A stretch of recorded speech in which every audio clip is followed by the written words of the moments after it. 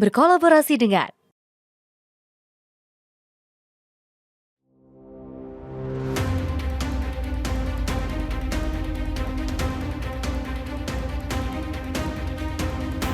kepercayaan terhadap pemerintah juga semakin kuat, sehingga itu juga berpengaruh terhadap pasar dan juga terhadap penguatan nilai tukar rupiah. Nah, saya pikir kerja-kerja pemerintah akan terus dilakukan. Saya juga mendapatkan informasi dari pihak pemerintah bahwa dalam minggu ini dan ke depan ada strategi-strategi khusus yang akan dilakukan oleh pemerintah yang kalau saya sudah dengar akan dan saya yakini akan membuat nilai tukar atau rupiah menguat.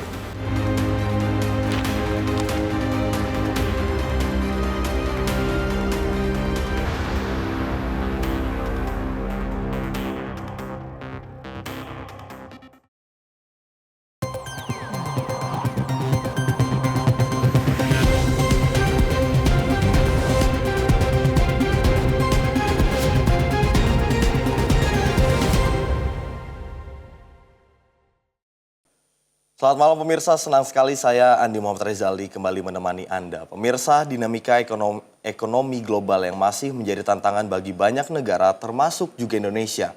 Mulai dari ketidakpastian geopolitik, perlambatan ekonomi dunia, hingga fluktuasi nilai tukar mata uang yang turut mempengaruhi stabilitas ekonomi nasional. Dalam beberapa waktu terakhir, pergerakan nilai tukar rupiah terhadap dolar Amerika Serikat menjadi salah satu indikator yang banyak mendapat perhatian dari pelaku pasar, dunia usaha, hingga masyarakat luas. Di tengah berbagai tekanan global tersebut, pemerintah bersama DPR RI terus berupaya memperkuat fondasi ekonomi nasional melalui berbagai kebijakan strategis, penguatan fungsi legislasi, pengawasan, hingga penganggaran. Lalu sejauh mana kondisi ekonomi Indonesia saat ini? Bagaimana kita membaca pergerakan rupiah dalam konteks ekonomi dan politik? Serta apa saja langkah konkret pemerintah dan DPR dalam menjaga optimisme ekonomi nasional. Untuk membahasnya kita sudah terhubung dengan pendiri Skala Survei Indonesia, Bang Abdul Hakim MS. Selamat malam Bang Ab, kabar bagaimana Bang? Selamat malam Mas Andi, Alhamdulillah bugar. Oke, baik Bang Ab, kalau untuk pembahasan di awal Bang Ab, melihat perkembangan ekonomi Indonesia saat ini di tengah situasi tekanan geopolitik, kalau pandangan Bang Ab sendiri seperti apa Bang? Kita lihat memang ya situasi perekonomian nasional selama 6-7 bulan terakhir dalam situasi yang terkoreksi, tertekan, beberapa indikator bisa kita jadikan rujukan. Ini semua diawali oleh bagaimana MSCI melakukan review di November akhir tahun 2025 yang lalu, tepatnya di November kalau tidak salah.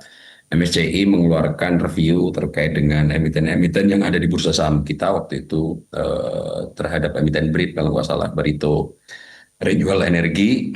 Akhirnya dari telaah atau review itu menimbulkan pertanyaan serius di pasar dan menciptakan spekulasi situasi pasar di Bursa Efek Indonesia untuk ada kasakusuk itu.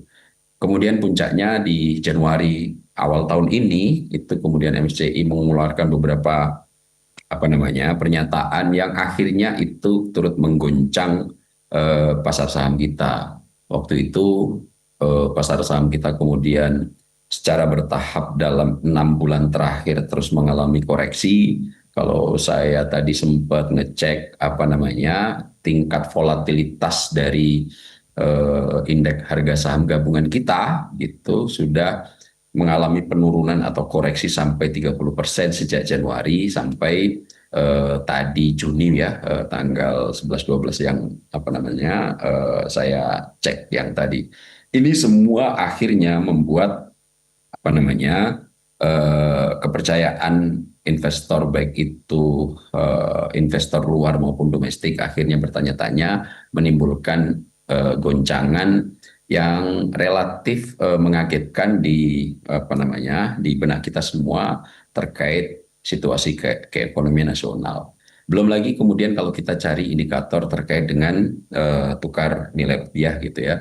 Kalau nilai rupiah juga sejak 2 bulan terakhir itu terus mengalami pelemahan gitu, bahkan sempat menyentuh angka psikologis 18.000 meskipun dalam 1-2 hari ini mengalami penguatan di angka 17.800 sampai 17.900. Di sektor yang lain banyak analis-analis yang kemudian mengeluarkan prediksi dan analisis bahwa situasi ekonomi kita ini akan terus memburuk, bahkan dolar banyak yang meyakini akan menyentuh angka 22.000 sampai 25.000. Di situasi yang semacam itu tentu akan menggerus daya beli, inflasi akan melambung, yang nanti kemudian semua arah analisis kita seolah-olah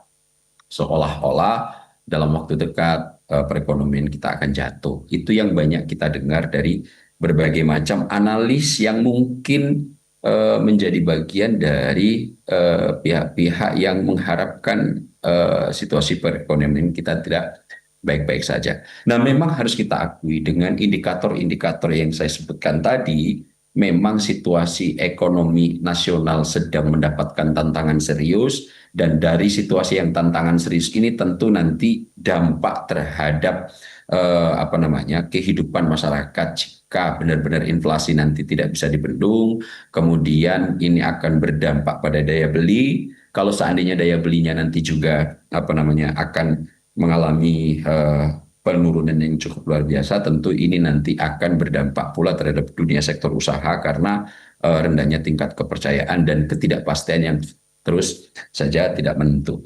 Nah, dalam situasi ini tentu perlu dicarikan sebuah skema khusus dari pemerintah yang jika ini tidak segera diantisipasi secara baik, saya meyakini ini akan merembet pada situasi yang lebih serius, yang lebih yang lebih mengancam begitu, yang menuju ke arah tentang instabilitas politik nasional, dan tentu ini harus mendapatkan mitigasi risiko yang cukup memadai agar situasi-situasi yang seperti diproyeksikan para analis ini tidak terjadi di era yang saat ini sebetulnya untuk upaya pembangunan kestabilan ekonomi sudah dimulai dari berbagai arah. Tentu ini harus mendapatkan perhatian serius dari pemerintah, dan kita berharap dan menunggu respon dan reaksi apa kebijakan yang nanti akan diambil oleh pemerintah masa ini. Bang Ab, sebenarnya kalau berbicara soal nilai tukar rupiah terhadap dolar Amerika Serikat ini kan selalu menjadi perhatian publik seperti itu. Nah, sebenarnya seberapa penting indikator nilai tukar rupiah terhadap dolar Amerika Serikat ini kalau kita mau menilai seberapa sehat perekonomian Indonesia? Apakah konteks dari nilai tukar rupiah terhadap dolar Amerika Serikat ini bisa diartikan sebagai pelemahan rupiah yang selalu identik dengan pelemahan ekonomi nasional, Bang Ab? Ini yang terus kadang-kadang agak salah paham dimengerti oleh khalayak gitu ya. Tapi saya disclaimer dulu Mas Andi, sebetulnya saya bukan ekonom. Saya bukan ahli ekonomi, latar belakang saya tidak pernah belajar tentang ekonomi, namun sedikit pernah mendapatkan pembelajaran ini 1-2 semester, atau kemudian secara otodidak saya mempelajarinya secara mandiri gitu. Sehingga mungkin penjelasan saya tidak bisa sedetail oleh para ekonom, namun karena background saya itu political science, saya akan melihat kebijakan pemerintah secara makronya.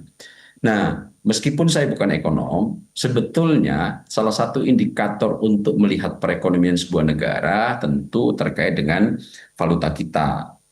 Bagaimana nilai tukar mata uang kita terhadap mata uang negara yang lain. Nah, ini sebetulnya bisa kita lihat dari dua sisi yang berbeda. Jika sebuah negara itu sangat tergantung semua kebutuhan, baik itu pangan, energi, dan kebutuhan-kebutuhan tersier yang lainnya untuk konsumsi masyarakat kita, mayoritas didukung atau dipasok melalui rantai yang harus dihadirkan dari negara lain, atau bisa kita bahasakan sederhananya sebagai impor. Tentu ketika nilai mata uang kita melemah terhadap mata uang yang memang diperdagangkan untuk bisa menghadirkan barang-barang dari luar ke Indonesia, tentu ini akan sangat buruk. Kenapa? Dengan demikian, maka untuk mendapatkan barang-barang impor, kita lihat bahwa kita masih harus mengimpor energi, bahan bakar, kita kebutuhan dalam satu bulan itu 1,6 juta barel per hari, padahal produksi dalam negeri baru bisa memenuhi sekitar 600.000 barel per hari. Artinya apa? Untuk kebutuhan energi, bahan bakar, minyak, kita masih harus mengimpor sebanyak 1 juta barel per hari. Nah, kebutuhan-kebutuhan jika kemudian ini tidak segera bisa kita atasi di dalam negeri, tentu kenaikan mata uang kita akan sangat merugikan. Kenapa? Karena ketika barang-barang itu kita hadirkan dari luar, maka harganya harus juga mengikuti nilai keekonomian ketika barang itu kita masukkan ke dalam negeri. Akan tetapi jika kemudian barang-barang yang kita konsumsi atau bahkan kita kelebihannya bisa kita ekspor, justru kelebihan mata uang atau pelemahan mata uang kita ini sebetulnya cukup menguntungkan. Nah, sejauh ini kalau kita lihat dan perbandingan komposisi antara ekspor dan impor kita, sebetulnya kita masih surplus, Mas Andi. Apa yang kita kirim ke luar negeri untuk kebutuhan-kebutuhan negara lain, baik itu di sektor tekstil, di sektor sawit, batu bara, rare earth, tanah jarang, itu kita sebetulnya punya nilai surplus yang cukup luar biasa. Persoalannya, meskipun kita surplus, kita sudah sempat waktu itu membahas terkait dengan bagaimana Pak Prabowo mencoba untuk mencegah ini. Indikator pelemahan mata uang kita terhadap mata uang yang lain, dolar pada khususnya, itu karena sangat dipengaruhi mayoritas saat ini untuk kebutuhan-kebutuhan energi utama kita masih impor. Saya ambil contoh tadi seperti bahan bakar minyak gitu, di mana 1 bulan kita masih harus menghadirkan impor bahan bakar minyak kita sampai 1 juta barel per hari. Dan kemampuan produksi kita cuma 600.000 barel per hari. Di sektor pangan misalnya kita masih cukup tergantung untuk kedelai, gandum sebagai produsen bahan mentah utama konsumsi kita sehari-hari, ini misalnya, itu juga masih cukup kuat. Tapi kalau kita akumulasikan sebetulnya untuk perbandingan ekspor kita dan impor kita ambil rujukannya paling sederhana dalam kuartal pertama laporan pemerintah terkait perekonomian kita masih surplus gitu. Meskipun lagi-lagi karena impor kita terhadap komoditas-komoditas yang paling banyak menyangkut hajat hidup orang banyak, inilah yang menjadi perhatian serius. Nah, jika indikator mata uang dengan komposisi impor kita jauh lebih tinggi daripada ekspor kita, tentu ini berbahaya. Akan tetapi sebaliknya, jika mata uang kita melemah dan ekspor kita lebih besar daripada impor kita, tentu ini juga cukup memberikan keuntungan yang sangat luar biasa. Jadi nilai mata uang terkait dengan kurs nilai tukar terhadap mata uang negara lain sangat sangat berbeda konteksnya untuk melihatnya apakah ini menguntungkan atau sangat merugikan. Nah, masalahnya saat ini, Mas Andi, nilai impor kita terhadap barang-barang utama itu masih cukup tinggi, dan saya melihat inilah yang segera ingin benahi dari Pak Prabowo. Apa itu? Impor-impor untuk di sektor 3 besar, sektor energi, ketahanan energi, sektor pangan, dan sektor kebutuhan-kebutuhan untuk kehidupan sehari-hari. Jangan sampai lagi itu yang bisa kita produksi dalam negeri kita lakukan lagi. Misalnya soal beras. Kita ini untuk menciptakan swasembada di sektor beras, ternyata Pak Prabowo hanya cukup 1,5 tahun. Selama ini kita masih melakukan ekspor terhadap beras dari Vietnam, dari Thailand, itu cukup tinggi. Dan ini bagi Pak Prabowo sangat tidak rasional. Kemudian di sektor ekspor, Pak Prabowo dengan cukup yakin kemudian mengeksekusi selama ini yang terjadi kebocoran cukup luar biasa terkait ekspor 3 komoditas, Satu, kelapa sawit, yang kedua soal apa namanya batu bara, dan ketiga paduan besi. Sama Pak Prabowo sekarang dilakukan kebijakan ekspor satu pintu melalui apa? PT DSI dan antara sumber daya Indonesia. Itu nanti semua ekspor kita akan dikelola pencatatannya oleh DSI. Untuk apa? Agar devisa yang ditengarai oleh Pak Prabowo bocor sampai 343 miliar US dollar itu nanti bisa apa namanya ditahan. Setidak-tidaknya ketika kita mengekspor barang tiga komoditas ini, nanti duit yang surplus selama 22 tahun dihitung Pak Prabowo 343 miliar US dollar yang itu capital flight atau terbang ke luar negeri, itu nanti bisa diendapkan dulu di Indonesia. Nah, terkait hal-hal yang semacam ini penting untuk bisa kita sadari, dan rute itu setahap demi setahap telah dilakukan oleh Pak Prabowo, dan saat ini untuk DSI 1 Juni kemarin sudah diberlakukan.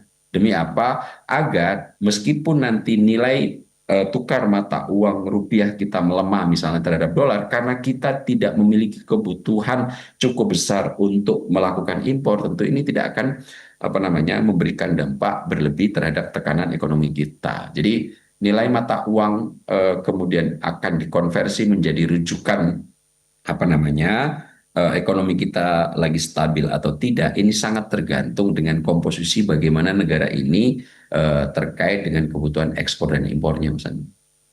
Artinya memang kalau melihat dari pengelolaan negara ini balik lagi ya Bang Ab, kebutuhan ekspor dan impornya ini kita lihat dulu sejauh mana seperti itu. Karena kalau dari nilai tukar sendiri ini dalam konteks tidak bisa dijadikan sebuah patokan kalau perekonomian Indonesia ketika nilai tukar lagi terjun payung seperti itu tidak bisa dijadikan indikator juga kalau perekonomian secara nasional ini juga hancur seperti itu Bang Ab ya.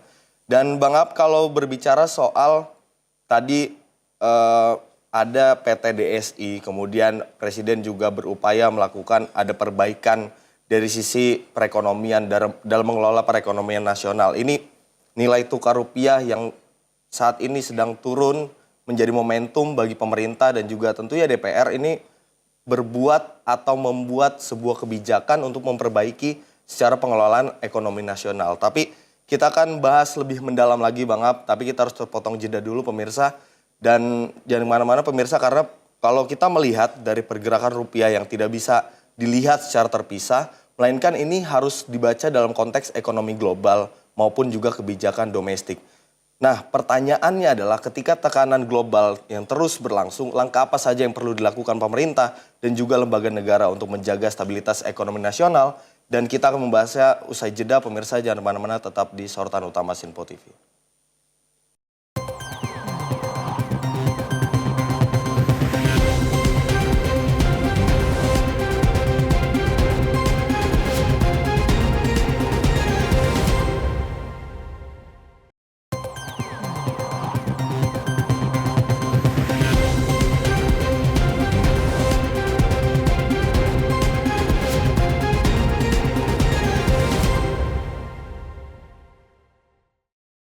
Anda masih di Sorotan Utama Sinpo TV, pemirsa masih terhubung dengan pendiri Skull Survey Indonesia, Bang Abdul Hakim MS.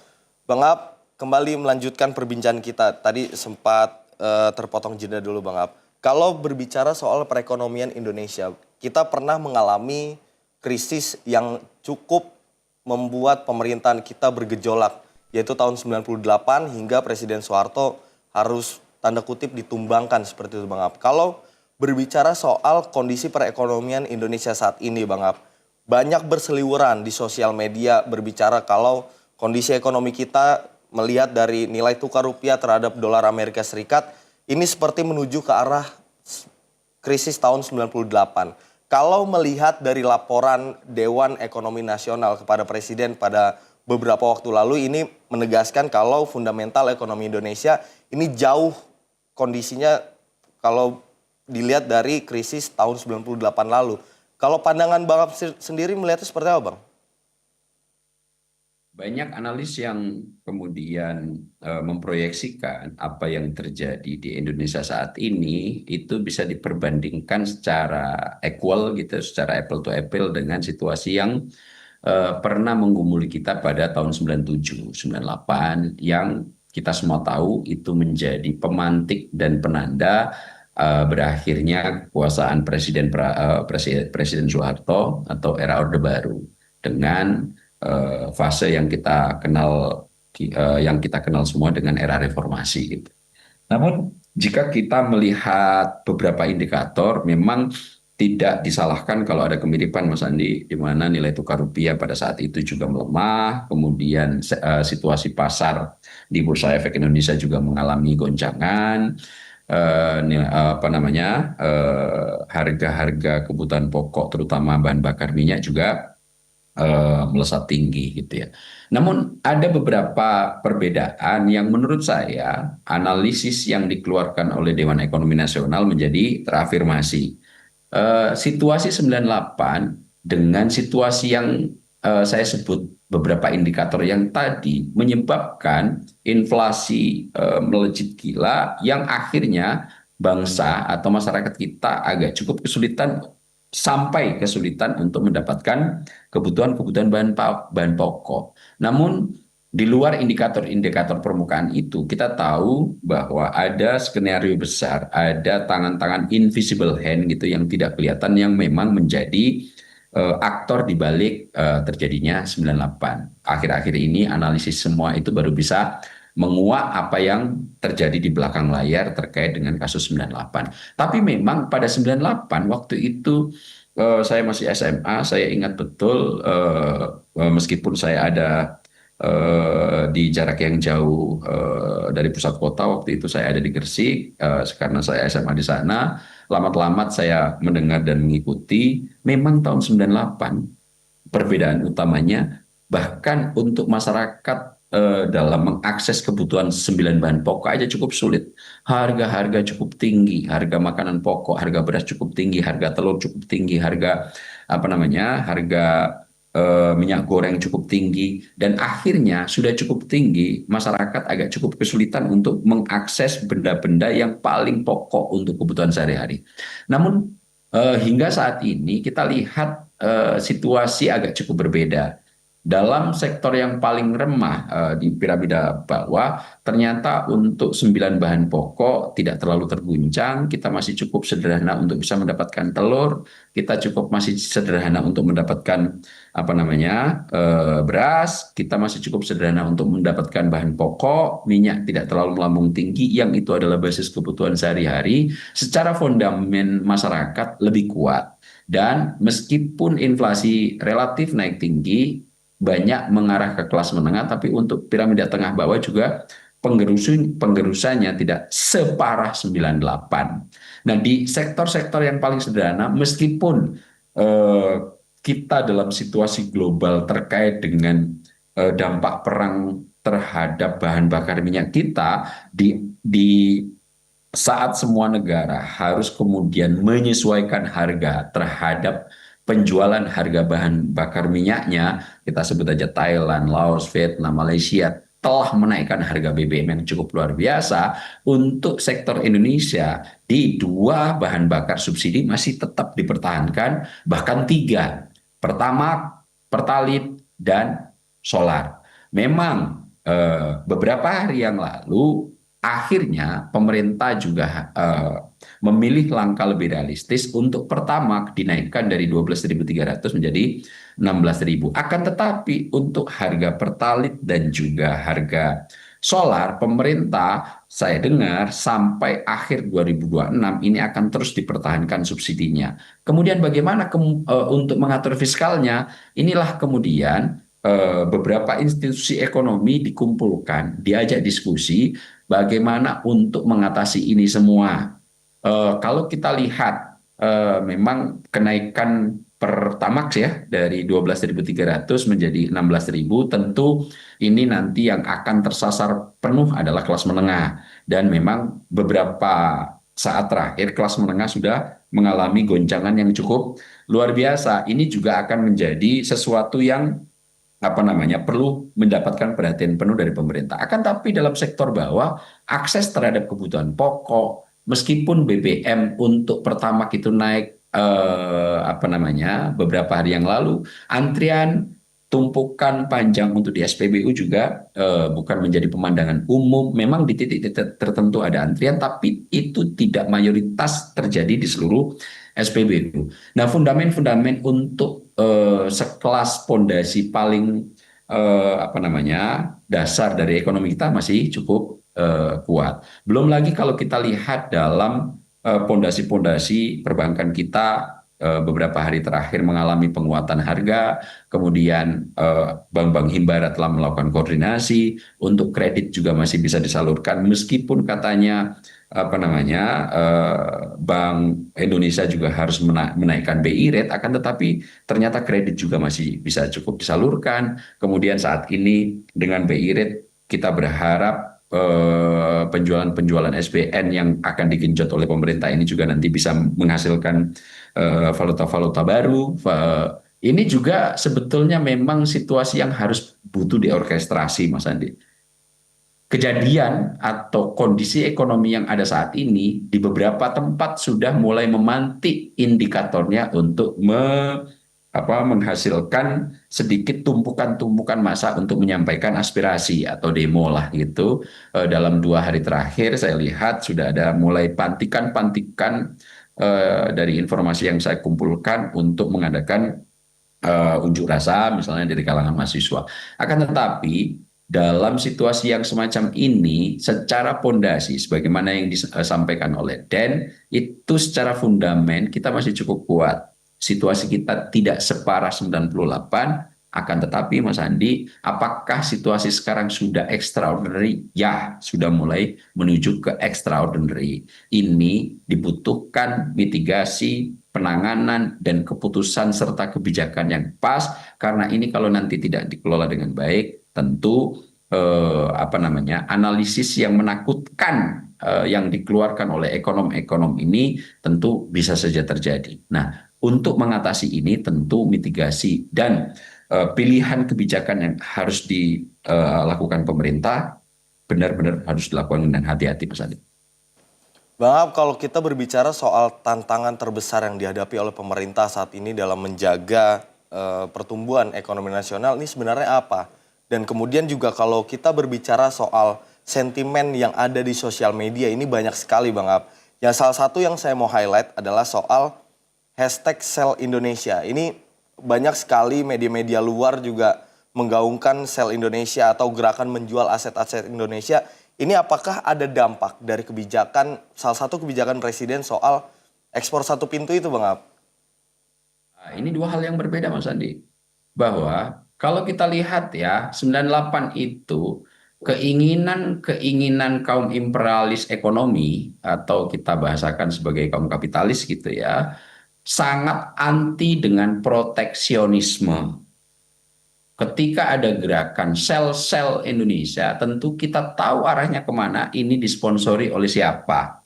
Mas Andi, kita sangat ingat neolib atau gerakan liberalisme atau kapitalisme ekonomi ini tujuannya satu, bahwa harus ada kebebasan pasar, negara tidak boleh turut campur dalam kegiatan ekonomi, dan ini jika kemudian akan dilakukan, kita sudah banyak kehilangan aset yang dulu sempat harusnya menjadi backbone kuat kita untuk melakukan pembangunan nasional. Kita sempat kehilangan Indosat, BUMN kuat kita sempat di-sell. Ini dalam madhab kapitalisme ini harus dilakukan. Tapi kemudian bagi negara seperti kita yang tidak memiliki kemampuan mumpuni dalam melakukan pengelolaan, akhirnya apa? Kita nggak punya daya saing, kita selalu didikte, kita selalu tidak punya kedaulatan untuk menentukan keputusan-keputusan sendiri.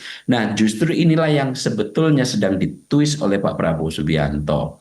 Jangan lagi segala sesuatu yang menjadi pondasi kuat oleh demi kedaulatan bangsa ini, baik itu di sektor energi, di sektor pangan, yang itu semestinya bisa kita tentukan sendiri bagaimana untuk mengelolanya, kita didikte oleh bangsa asing. Sektor pangan atau ekspor kita misalnya, masa bisa bahan mentah atau produksi bahan mentah yang terbesar ada di Indonesia, tapi harganya ditentukan oleh negara lain, sawit misalnya, melalui mekanisme transfer pricing, masa yang menjadi pengekspor terbesar kelapa sawit itu Indonesia, harganya ditentukan oleh negara lain. Ini nggak rasional ini.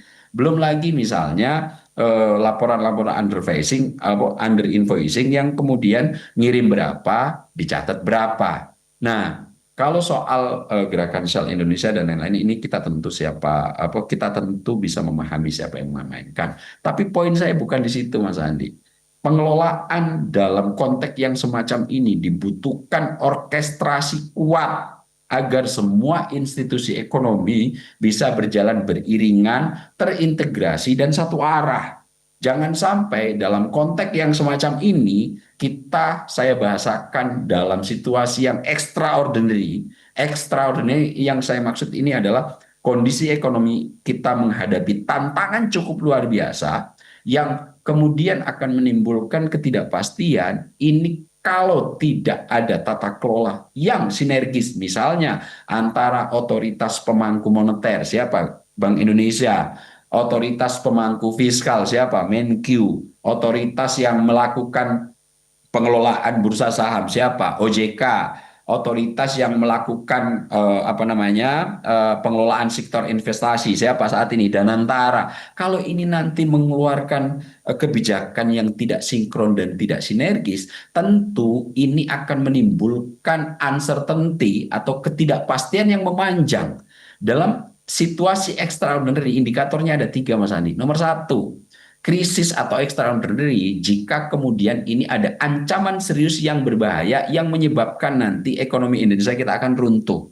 Adanya ancaman serius ini bagi saya sudah cukup untuk bisa mengatakan situasi kita extraordinary. Rujukannya apa? Indeks harga saham gabungan. Rujukannya apa? Nilai tukar rupiah. Yang kedua, extraordinary yang saya maksud ini, kenapa saya berani mengatakannya, waktunya ini sudah mulai panjang, Mas Andi. Kita sudah hampir 6-7 bulan kontraksi ekonomi yang dialami Indonesia sejak MSCI melakukan review terhadap emiten-emiten yang ada di Bursa Efek Jakarta, kemudian mempertanyakan tentang akuntabilitas terkait dengan Bursa Efek Jakarta, kemudian pengelolaan OJK yang waktu itu sempat menimbulkan kontraksi. Beberapa pimpinan OJK sudah dihajar itu oleh Pak Prabowo. Untung saja tidak dibawa ke ranah hukum. Ada beberapa emiten yang digoreng dalam tanda kutip dan dimainkan serta free floating itu yang kita kenal itu, yang akhirnya sebetulnya ini adalah tindakan kejahatan dalam tanda kutip ya. Akan tetapi kemudian hanya cukup diganti oleh Pak Prabowo. Nah, yang ketiga, Mas Andi, dalam situasi extraordinary, selain 2 hal yang saya sudah sebut, adanya ancaman yang cukup serius, kemudian ada rentang waktu. Ini situasinya sudah tidak dalam kondisi baik-baik aja.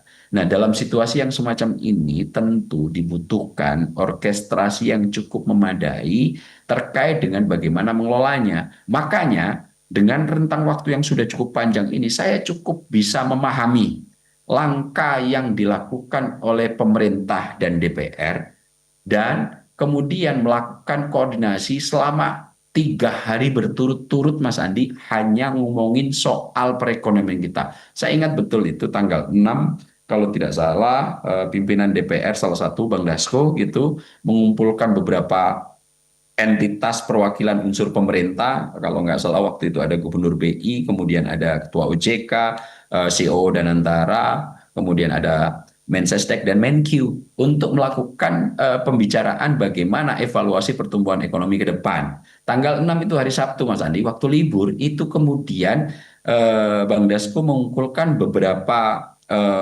pemangku kepentingan untuk dikoordinasikan. Kenapa? Sebagaimana yang saya sebut tadi, Mas Andi, agar institusi-institusi ekonomi saat ini yang sedang penting betul mengambil posisi strategis, jangan sampai nanti saling menihilkan, jangan sampai melempar tanggung jawab. Misalnya antara Menq sebagai otoritas pemegang fiskal, kemudian Bank Indonesia yang menjadi otoritas pemegang pengelolaan di bidang moneter, jangan sampai nanti saling menyalahkan gitu. Nah, ini butuh orkestrasi yang akhirnya nanti muaranya tidak terfragmentasi. Ada keyakinan institusi OJK, Bank Indonesia, Menkyu sebagai otoritas fiskal, kemudian Taspen dan beberapa stakeholder dan antara gitu, itu harus dilinearkan. Untuk apa? Kembali memulihkan kepercayaan pasar dan publik. Yang nanti pada ujungnya hidup yang dipenuhi perekonomian kita, dipenuhi ketidakpastian ini ada addressing, ada guidance bahwa ternyata di antara institusi-institusi yang memang nanti menjadi leading sektor untuk pengambilan kebijakan ekonomi, oh ternyata cukup terencana.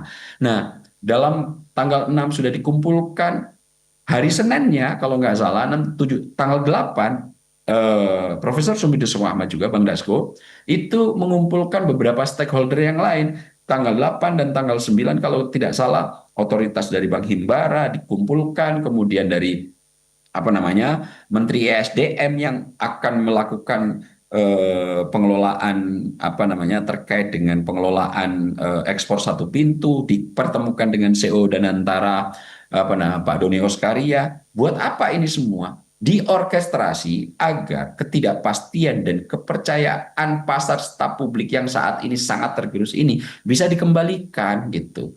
Nah, ini adalah langkah extraordinary karena situasinya memang tidak ordinary, tidak biasa. Ini dalam waktu yang kalau saya sebut sebagai situasi krisis gitu sudah mendekati gitu Mas Andi.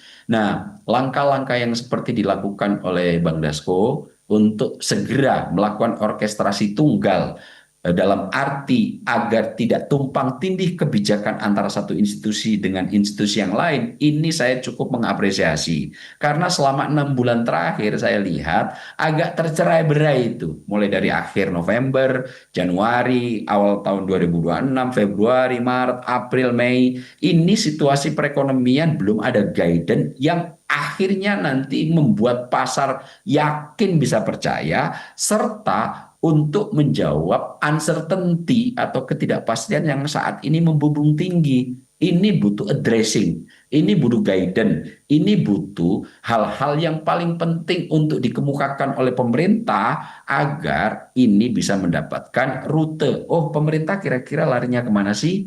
Nah, dalam konteks itu kemarin koordinasi yang dilakukan oleh salah satu pimpinan DPR Sufmi Dasko Ahmad terkait mengumpulkan semua stakeholder agar melakukan koordinasi, sinkronisasi terhadap kebijakan-kebijakan agar nggak tumpang tindih. Ini menurut saya salah satu langkah yang paling penting untuk diambil agar satu di antara yang lain tidak menihilkan dan ujungnya apa?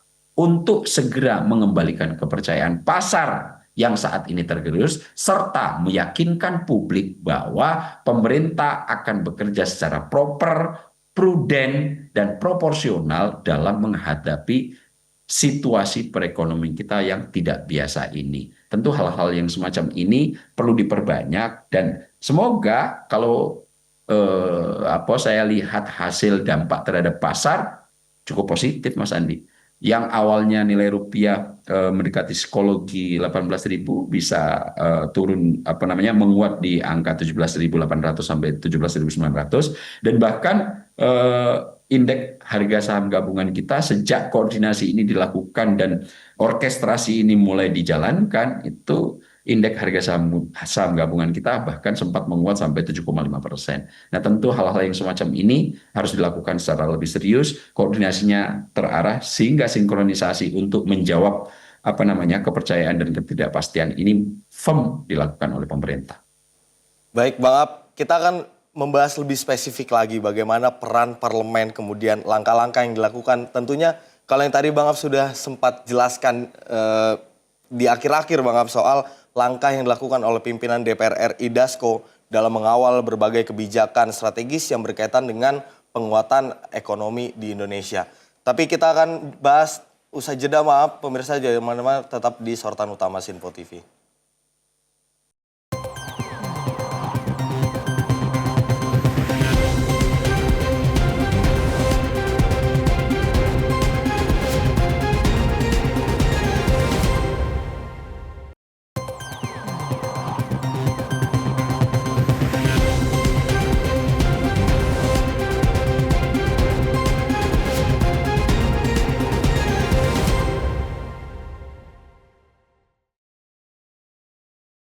Terima kasih pemirsa, Anda masih di Sorotan Utama Sinpo TV, masih dengan narasumber kita pada malam hari ini, pendiri Skala Survei Indonesia, Bang Abdul Hakim MS. Bang Ab kembali melanjutkan Bang Ab soal bagaimana peran DPR yang secara spesifik langkah yang dilakukan oleh pimpinan DPR Sufmi Dasko Ahmad beberapa hari terakhir ini Bang Ab soal bagaimana penguatan ekonomi nasional. Kalau menilai dari langkah Bang Dasko sebagai pimpinan DPR RI, tadi Bang Ab sempat menjabarkan mulai dari tanggal 6 Juni 2026 ini 3 hari berturut-turut melakukan kegiatan untuk melakukan koordinasi dengan stakeholder terkait. Kalau berbicara soal sinergi antara pemerintah dan DPR dalam kondisi ekonomi yang tanda kutip dalam kondisi tertekan seperti itu Bang Ab, apakah sudah cukup solid Bang Ab penilaiannya? Ya, Mas Andi, saya secara pribadi objektif gitu ya, cukup mengapresiasi langkah yang dilakukan oleh Sufmi Dasko Ahmad sebagai pimpinan DPR di tengah situasi tidak normal yang menghantam perekonomian kita. Kita tahu dalam 6-7 bulan terakhir perekonomian kita sedang mendapatkan tekanan yang cukup serius dari dua sektor yang kemudian analis mengatakan ini mirip 98 pasar saham dan juga nilai tukar rupiah kita serta beberapa indikator lain yang kemudian ini dijadikan narasi seolah-olah kita sudah seperti 98. Namun kita lihat apa yang dilakukan oleh Bang Dasko ternyata mendapatkan sentimen positif terkait dengan indikator-indikator yang saat ini sedang bermasalah, Mas Andi. Kan tadi sudah saya sebut tanggal 6 mengumpulkan beberapa stakeholder mulai dari Menkyu, Otoritas Jasa Keuangan, kemudian CO dan Antara dan juga Gubernur Bank Indonesia gitu ya, untuk akhirnya melakukan sinkronisasi fungsi. Bang Dasko mencoba untuk melakukan apa sih masalah yang sekarang kita hadapi dan tolong masing-masing institusi ini mengeluarkan kebijakan jangan sampai nanti tumpang tindih dan silang sengkarut. Kenapa? Karena kita tahu Mas Andi, saat ini salah satu kritik kuat adalah sektor pengelolaan fiskal kita. Yang bertanggung siapa? Menkyu. Postur APBN kita sedang disorot penuh dengan beberapa program mercusuar yang dilakukan Pak SBY untuk kebijakan masyarakat piramida bawah. Di samping itu, untuk otoritas moneter jangan sampai kemudian nanti memberikan kebijakan yang sebaliknya yang tidak sinkron dengan apa yang sedang diolah oleh di fiskal. Siapa itu? Bank Indonesia. Meskipun secara institusi ini mandiri, akan tetapi tingkat koordinasi antara Gubernur Bank Indonesia dan Menkyu sebagai dua entitas pemegang otoritas di sektor fiskal dan moneter ini harus sinkron. Kemudian juga sinkronisasi terkait dengan investasi. Siapa yang bekerja di sini? Danantara. Danantara kita tahu membawai bank-bank himbara, bank di bawah pemerintah, di mana bank-bank inilah yang saat ini menjadi pondasi dan harapan kuat untuk segera memperbaiki ekonomi. Ada Mandiri, ada BRI, ada BNI,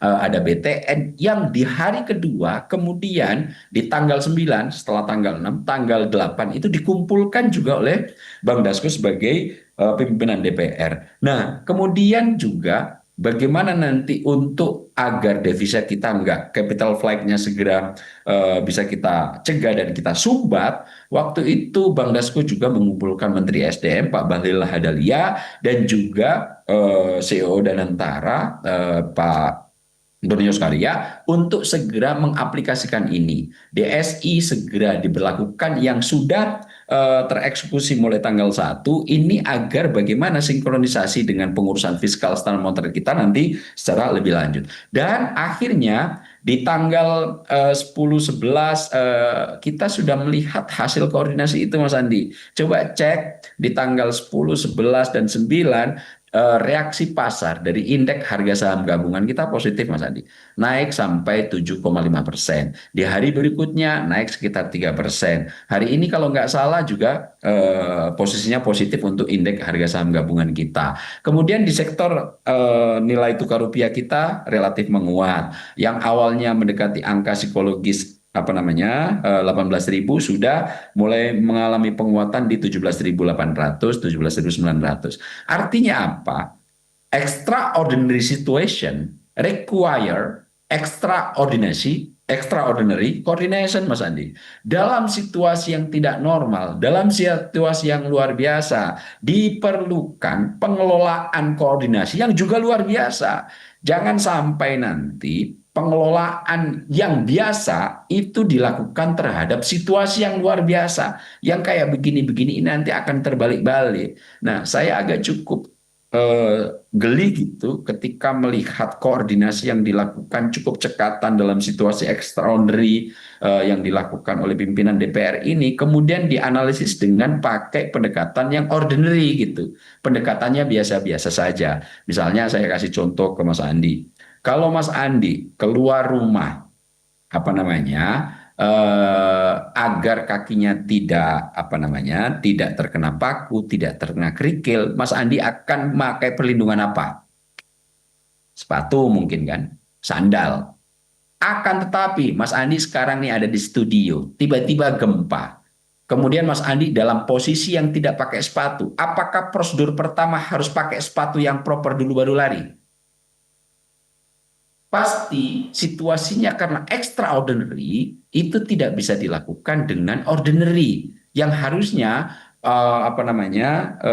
dalam situasi yang normal pakai sepatu ya harus diikat yang baik biar apa nanti tidak meleset dan lain-lain. Itu situasi ordinary, situasi yang biasa. Tapi dalam situasi extraordinary, pengawasan yang dilakukan oleh DPR yang biasanya dalam waktu ordinary itu dilakukan dengan cara rapat dengar pendapat komisi A, komisi B, komisi C, ketemu dengan menteri A, ketemu dengan menteri B, ketemu dengan menteri C, itu dilakukan dengan cara berkala mungkin 1 bulan sekali atau 2 kali, itu adalah cara biasa. Nah, akan tetapi dalam situasi extraordinary, tekanan ekonomi yang cukup luar biasa mendesak politik nasional, dalam situasi ini nggak bisa lagi untuk pengawasan yang dilakukan oleh DPR itu dilakukan dengan cara rapat dengar pendapat. Maka otoritas pemangku tertingginya dikumpulkan oleh pimpinan DPR, dalam hal ini dikoordinasi oleh Bang Dasko dalam rangka apa? Pengawasan. Ini situasinya tidak baik-baik saja. Ini situasinya lagi dalam posisi yang sangat terancam, mungkin bisa dipakai ini adalah situasinya krisis, maka kalian tidak boleh lagi untuk melakukan pendekatan pengambilan keputusan secara usual, secara bisnis as usual, maka yang dibutuhkan adalah secara extraordinary. Dan akhirnya apa? Meskipun banyak yang kemudian mencibir koordinasi yang dilakukan oleh Bang Dasko dalam konteks pengawasan terhadap eksekutif melalui koordinasi cepat, karena situasinya cukup mengancam dan krisis ini harus segera ditangani, saya malah lebih mengapresiasi terhadap koordinasi-koordinasi ini karena kita tahu track record Bang Dasko ini dalam situasi extraordinary itu cukup bisa menjadi sosok yang diandalkan untuk cepat menyelesaikan masalah yang berlarut-larut.